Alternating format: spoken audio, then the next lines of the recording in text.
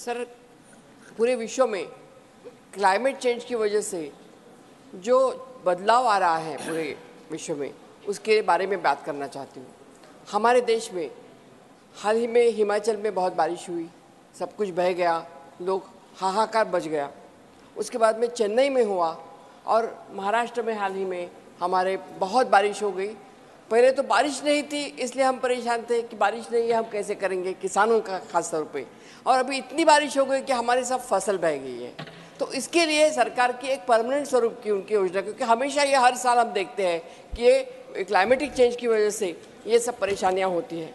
Sir, Nisarga का असमतोल और ये जो हाहाकार हो रहा है, उसमें हमें मदद करने के लिए सरकार ने प्रधानमंत्री फसल योजना लाई, बीमा योजना, लेकिन वो पूरी तरह फंसी हुई बीमा योजना है।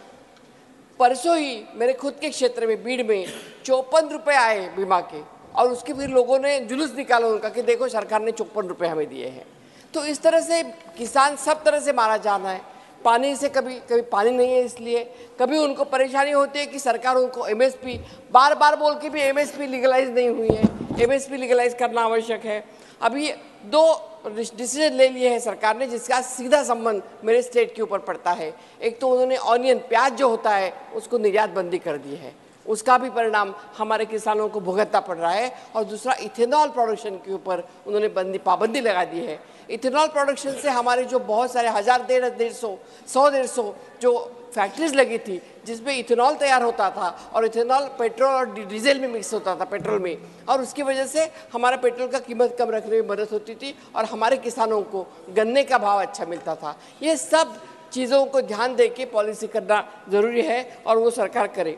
मुझे यहाँ आपको रिक्वेस्ट करना है, अनुमोदन करना है मुझे कि आज हिंदुस्तान में किसान सब तरह से शहीद अगर किसानों के पीछे लग जाए तो ये कौन से देश को शोभा लग देता है।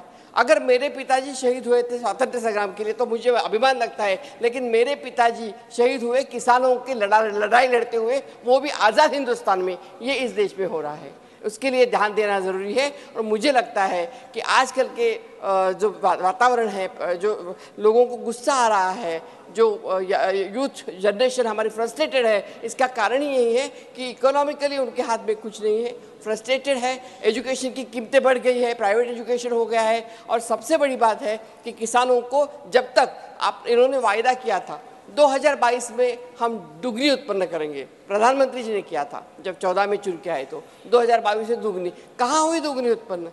नहीं हुआ हमारा दुगना प्राइस। तो ये कहाँ हो गया? सबके नीचे आ रहे प्राइस, आप क्या बोल रहे हैं? तो इसके लिए मैं रिक्वेस्ट करना चाहूँगी कि इसको हमने